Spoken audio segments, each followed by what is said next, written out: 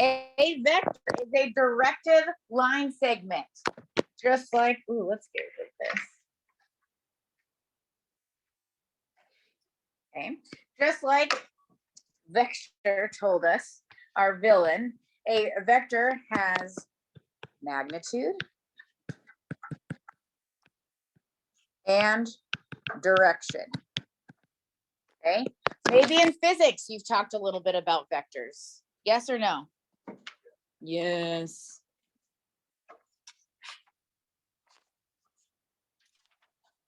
Okay. So tell me this, magnitude. What is another way to describe what magnitude means?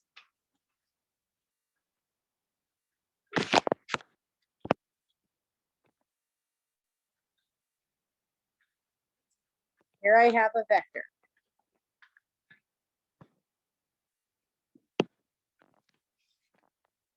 What is magnitude referring to in terms of this vector? Magnitude is the length.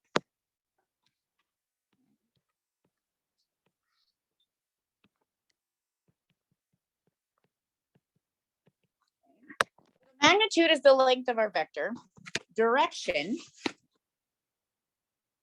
that one's a little bit more obvious, right? Which way is it pointing? Okay. Since we're in our trigonometry unit, we are going to use angles to describe the direction of our vectors. Okay, which also means, yeah, we're gonna use some trig to figure it out. Okay, but we'll get there.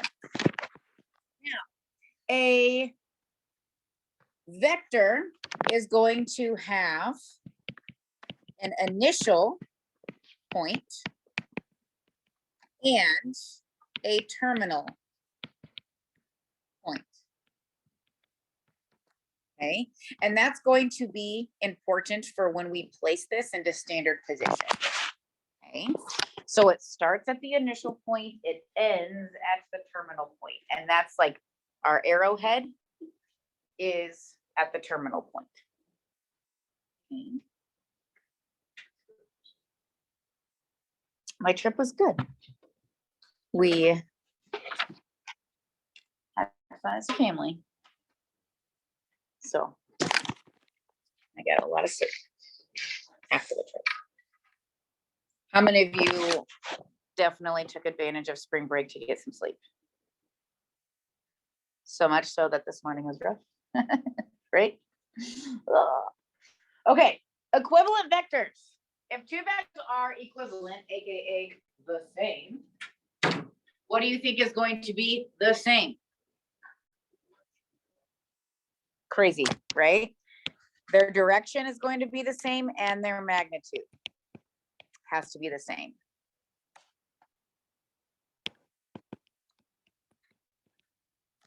Okay. So here I have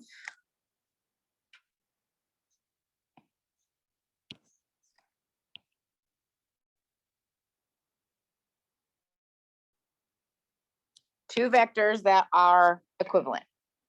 Okay, they're going in the same direction, they have the same magnitude. Okay, this set of blue vectors over here,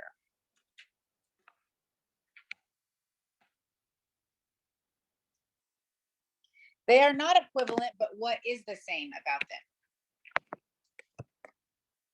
These have the same direction, okay, but they do not have the same magnitude. Now, this set of green vectors that I'm going to draw,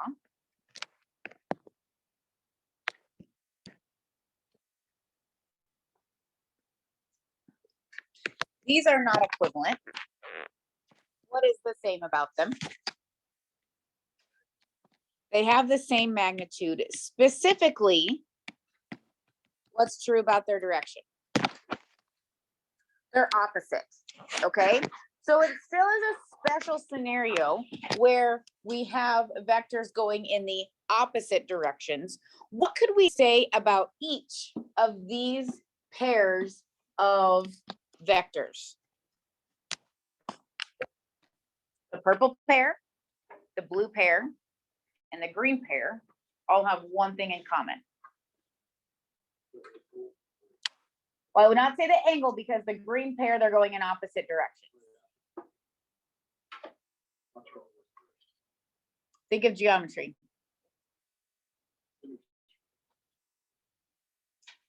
Starts with a P. Parallel. They're all parallel, okay? The purple pair is parallel. That was fun to say. The blue pair is parallel, and the green pair is parallel, okay? That'll come into play later, but I want you to understand that the vectors that I've drawn up there are all, okay? All right, now, we could draw vectors all over the place, but if we're gonna work on what's their magnitude, what's their direction, later we're going to get into multiplying vectors together, okay? We're gonna get into adding vectors together.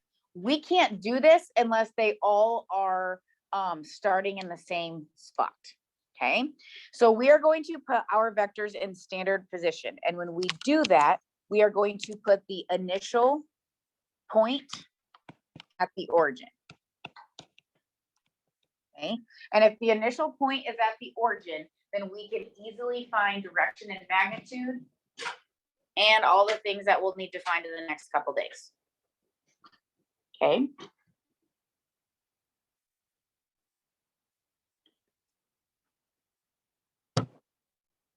All right, so there's going to be two different ways that we're going to write our vectors, okay? The first way is component form, and this is probably going to be the form that is I guess, the most convenient. So when we find a vector, first of all, when we put it in standard position, if it's not in standard position already, we need to take the terminal point and subtract the initial point. Okay.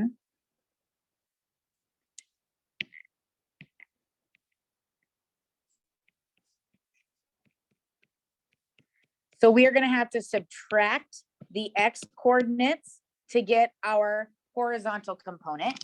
We are going to have to subtract the y coordinates to get our vertical component. And what's going to happen is we are going to end up with a vector where we have a vertical component and a horizontal component. I should say those in the reverse order. Horizontal component, vertical component. Very similar to what a ordered pair would look like, except instead of parentheses, you guys know what these are called? Called chevrons. I didn't make it up.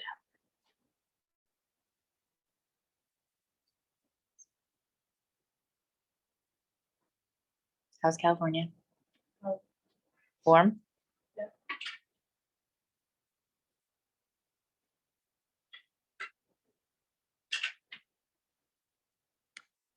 Okay.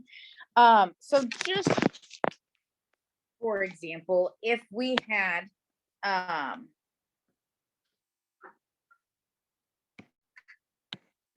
the vector 3, 2,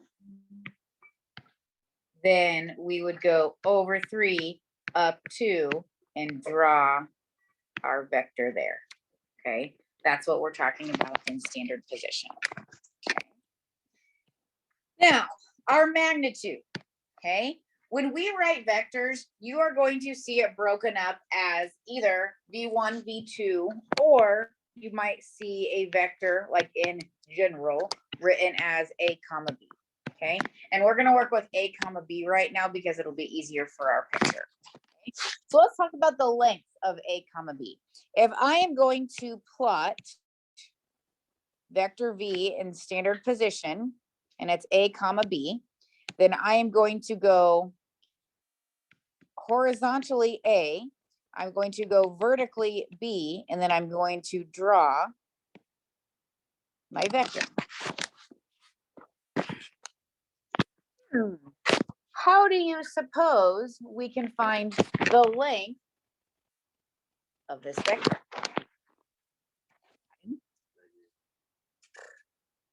Pythagorean theorem. Okay, a squared plus b squared equals magnitude squared. Okay, so first of all, notation. When we have the double vertical bars on either side of our vector name, that means magnitude. And if we apply the Pythagorean theorem, we have the square root of a squared plus b squared. You don't necessarily have to be doing this in your notes anyway, but I want you to be aware that when we give vectors names, they're typically lowercase letters that are bolded. And maybe you can even kind of see that as we go through these examples. So I just want you to be aware that when you are looking in your book, when you're looking at examples, when you have worksheets, okay, vectors are going to be bolded letters. Okay, so let's come over here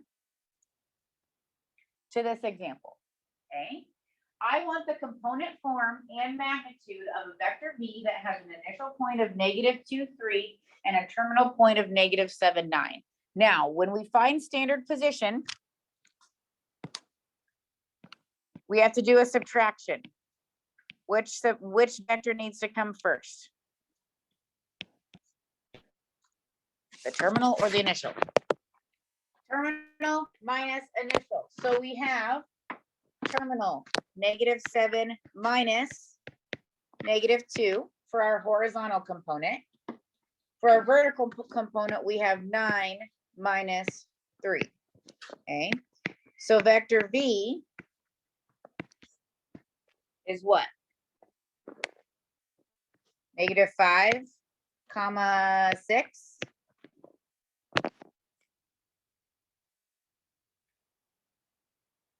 Okay, Hank, which quadrant would that vector be plotted in? The second. Okay, if we go left 5, up 6, that would be in the second quadrant. Okay, that's going to become important here in a little bit when we have to find the direction angle. Okay, all right, so now let's talk about the magnitude. We also need the magnitude. So we have the component form. Now we need the magnitude. Okay, so to find the magnitude of our vector, we need to take the square root of a squared plus b squared. Horizontal component squared, vertical component squared. You could do the Pythagorean theorem every time, but it's just going to be this. Okay, so what is 25 plus 36?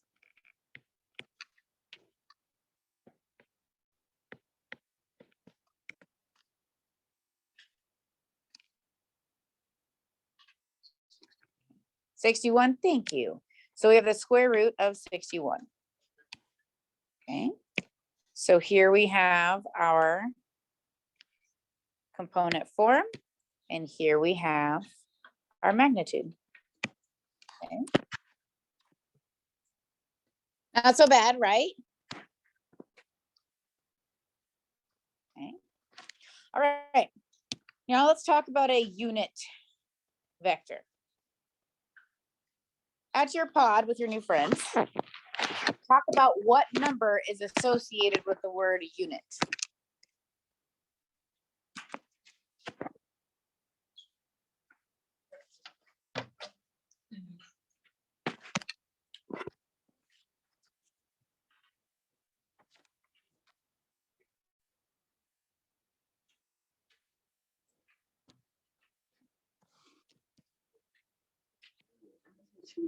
Isaac says 1, but he doesn't know why.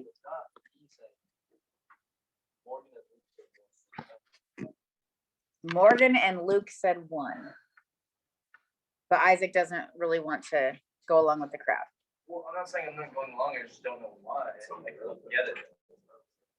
What did you say? Sorry. Okay, Isaac, have we talked about something this semester with unit in the name? Probably. The unit Circle. Ooh, and what was special about the unit circle? It had for its radius. Yeah. Yes. Yes. So we called it the unit circle because its radius was 1. A unit vector is going to be a vector with blank of 1. What's the blank? Okay, we're not ready for that. Magnitude.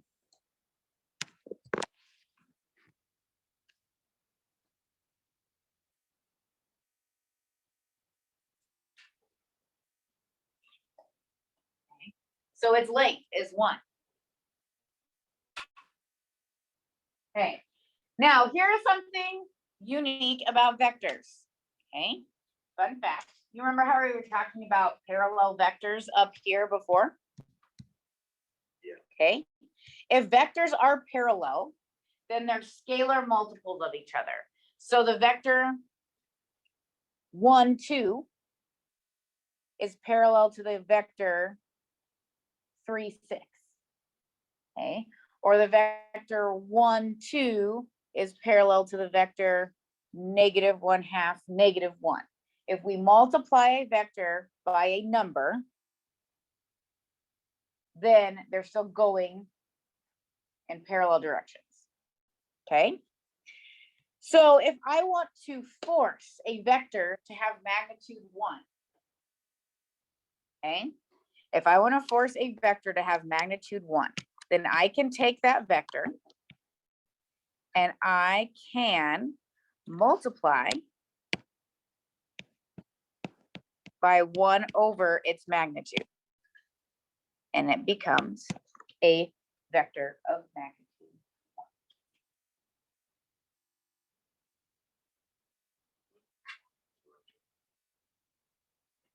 Interesting. I think I said this a couple minutes ago. It means what? Magnitude. Okay.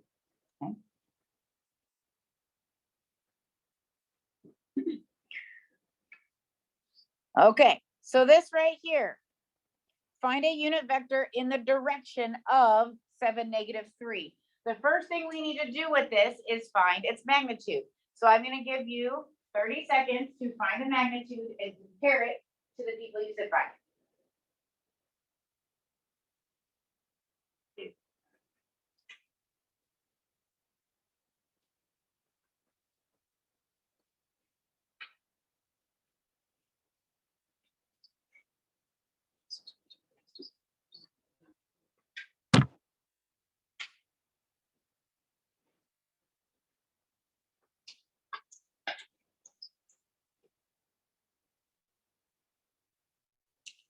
And compare it to your neighbors.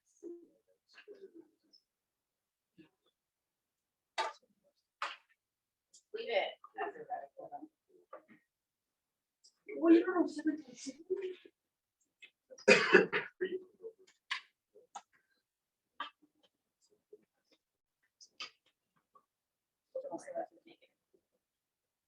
So it's good.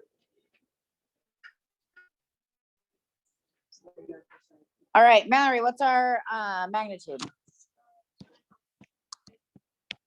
The square root of 58. So if I want a unit vector, so I'm going to call it U for unit vector. I'm going to take 1 over the magnitude and multiply it through to my vector. Okay. Now, do we like radicals in the denominator? No. So as we multiply this through, let's also rationalize. So we're going to have 7 radical 58 over 58, comma, -3 radical 58 over 58. It's ugly. That's what it is.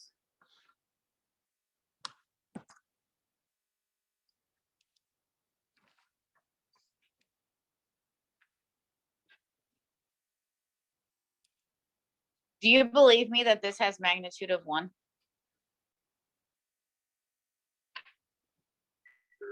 You're just gonna go for it. Okay. You don't have to write this down with me, but we could verify that the magnitude is 1 by taking the square root of 7 radical 58 over 58 squared plus -3 times radical 58 over 58 squared. Ooh, yikes. All right. Okay. Can somebody tell me what 58 squared is? 58 squared.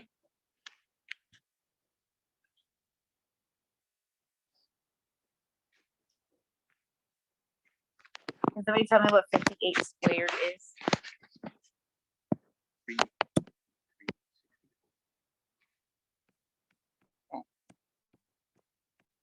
All right. So if I take 7 squared times radical 58 squared, that's 49 times 58. Take that for me.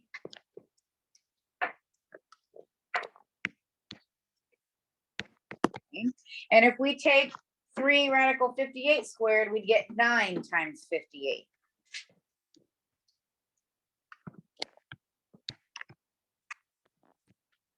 Hey, when you add those two fractions together, our denominator stays the same.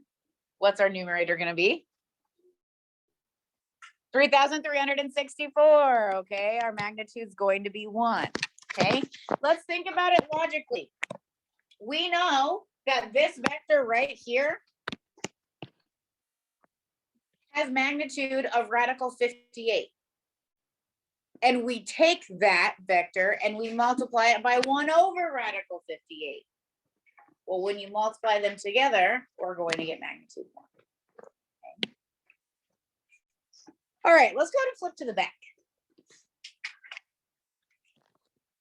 Okay, we're going to talk about some operations with vectors. Okay, right now we're going to stick with scalar multiplication, but on Wednesday, but really Thursday, because this is second hour and we have block scheduling Wednesday, Thursday. On Thursday, we'll talk about multiplying vectors together using the dot product. Okay, so I've already talked about how if we multiply a vector by a scalar, we have parallel vectors, okay? But if we multiply it by a negative scalar, then the vector changes directions. Specifically, how does it change direction? Does it go like a little bit to the side? Okay. It goes exactly opposite if we have a negative scalar. Okay. Okay. Now, when we add vectors together, like if you look over there at our example, if I ask you to add U and V together, I'm probably not going to have to tell you really what to do. A lot of you are going to assume that you're going to add the horizontal numbers and you're going to add the vertical numbers, and voila, we have a vector. Okay, you would be right. But let's talk about what's happening geometrically. Okay, we are going to take the initial point of our second vector.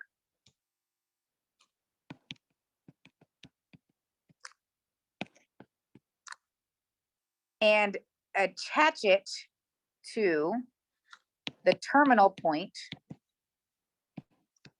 of the first vector. Okay. Then, okay, so if we take, if like this is our first vector and this is our second vector, okay, see how I've attached them together. Then when we actually add them together, we connect the two. Okay, so geometrically, that's what's happening. Here's U, here's V, here is the sum of the two. Okay. Now, subtraction and addition go hand in hand, right? When we're adding, we're really adding like negative numbers, right? If we really think about like what we do with the number line. Okay. So when we subtract vectors, technically, we're just going to take the second vector and we're going to make it go in the opposite direction. And it's still, it's still going to be vector addition, okay?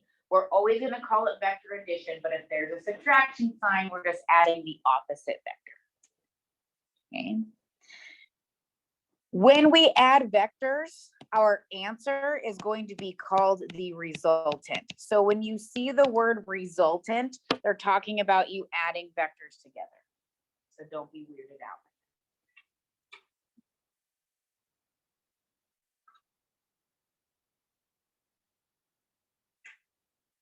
All right, so let's come over here.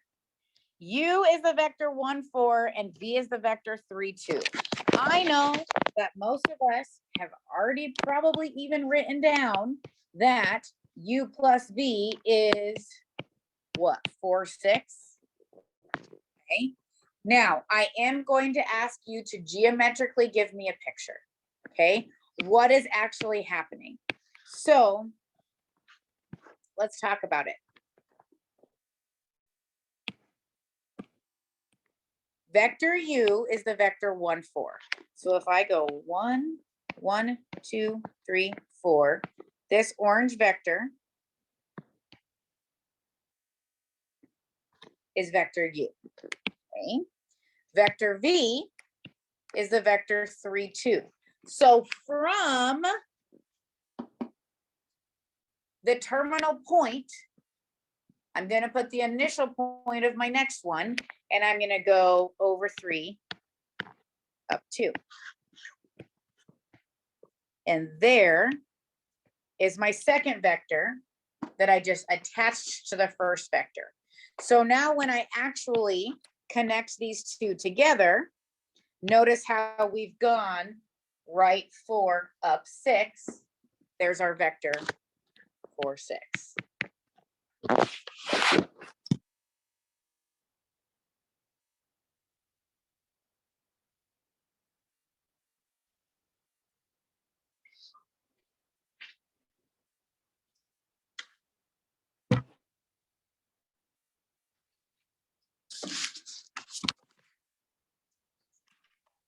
Okay. Now, when we subtract our two vectors, once again, most of you have already even written the answer down for the subtraction of these two vectors. Okay. But let's talk about geometrically what's happening. So vector U, oh, we're starting with U first, huh? Oh, we did last time. Vector U is the vector 1, 4. Okay. But really what we're doing is we are adding the opposite of V. Okay. So vector V is 3, 2. We're going to add -3, -2. So from the terminal point, I'm going to go over to the left 3 and down 2, and there is -V. So now when we add these together, our resultant vector is the vector, what, -2, +2? Okay. Now I'm asking you to draw a picture to depict what's happening, but it's totally fine for you to say 1 - 3 is -2. 4 - 2 is 2. Okay, that's totally fine, but we still need to draw a picture.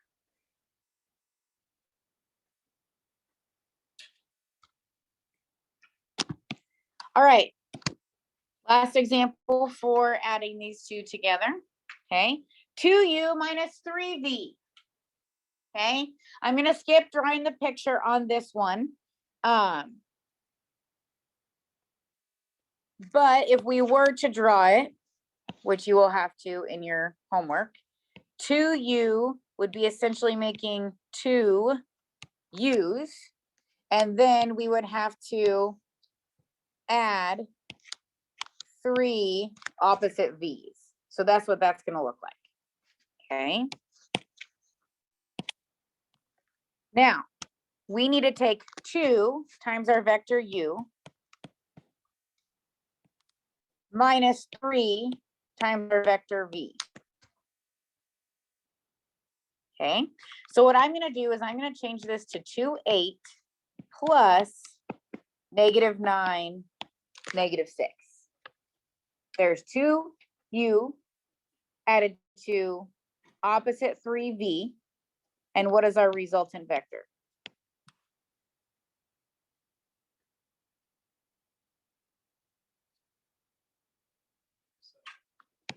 -7, +2? Cool. Which would make sense with the picture that I drew and then erased. Okay, second quadrant vector. We're almost there, guys. We are almost there. Standard unit vector.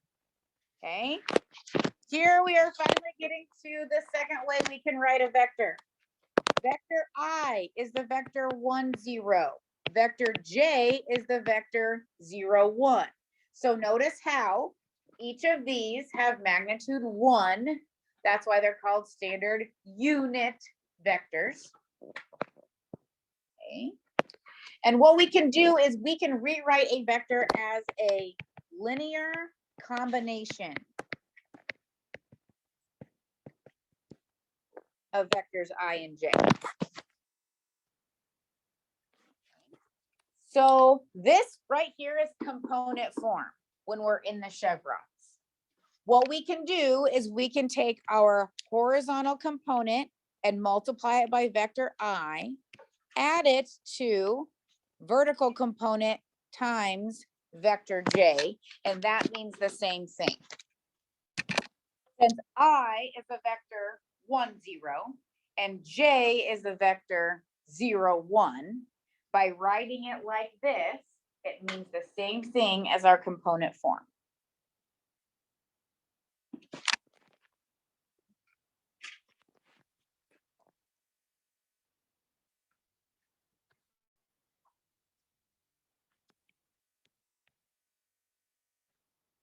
I knew there'd be so much to talk about with vectors, huh? Oof.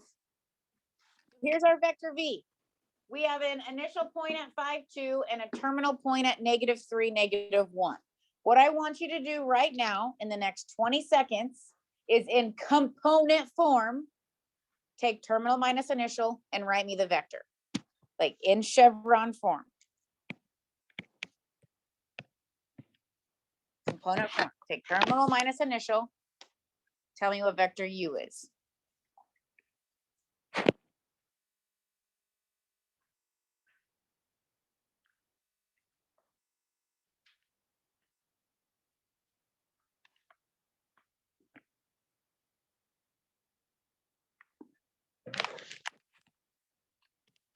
If we take terminal minus initial, what's our vector?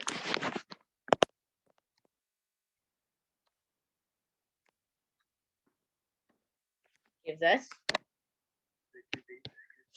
-8, -3. Okay, so our linear combination form would be -8i plus -3j. Notice how it is not two separate quantities. There's no comma. It's a linear combination, this plus this. So -8 times I plus -3 times j. I didn't write the plus because there's negative. I just let it be subtraction. Okay. But we need to get used to looking at vectors in either form. Okay. Done very much trigonometry. We've done what? The Pythagorean theorem? That's it?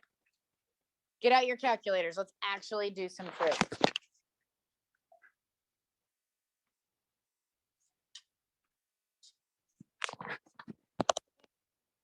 When we talk about the direction of our vector, then I want the measure of the angle between the vector and the positive x-axis. Now notice that our vector direction angles need to be between 0 and 360. So if it's in quadrant 1, we're between 0 to 90. If it's in quadrant 2, 91, 80, quadrant 3, quadrant 4, it's gonna feel a lot like chapter 4. Now, if we have a vector where we go over A and up B to plot our vector, here is our direction angle. What do you think is going to help us? Which trig function?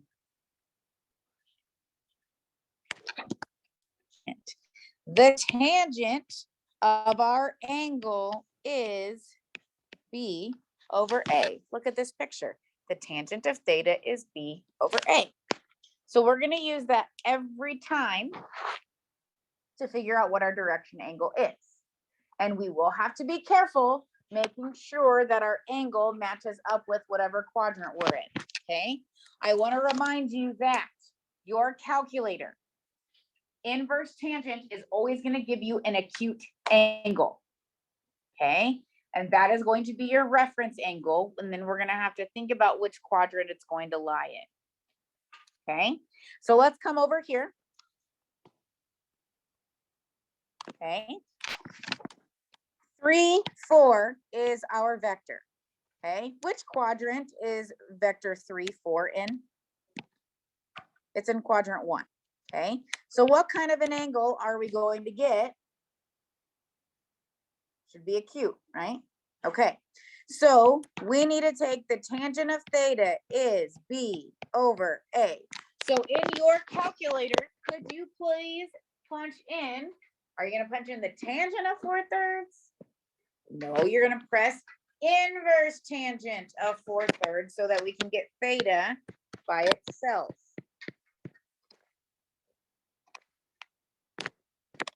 $53.13, is that what you said? 2 decimal places, isn't it? Okay.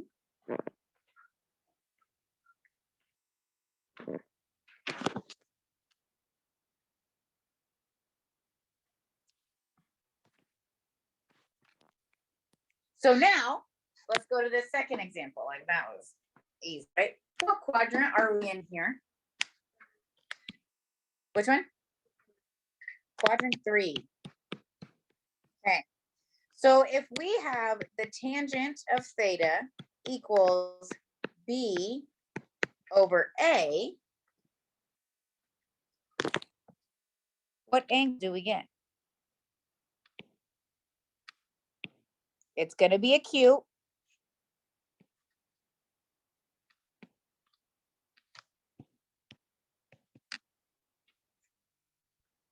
What do we get? 73.3. Okay, that is not our angle. That is our reference angle. 73.3 is this angle right here that I've highlighted in yellow. How do we get our full rotation for theta? We're going to have to take 180 and add 73.3 to it. Okay, so our actual direction angle is 253.3 degrees. Okay, if you are in the second quadrant, we know how to work with reference angles, right?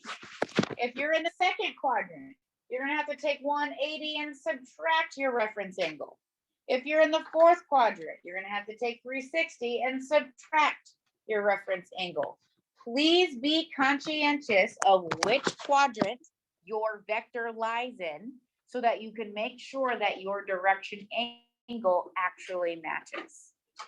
Honestly, out of everything we've talked about today, this is the one thing that you're going to have to think the hardest about. Okay? Now, I know we've talked about a lot of little things, which is why I gave you the guided notes. Okay? Of all the little things that we talked about, is it that strenuous? It's really not strenuous. It's just a lot of little things that we just need to get the basics on for vectors before we move forward. Okay, I promise you tomorrow we'll have a lot more trigonometry. Does that sound good? You don't care.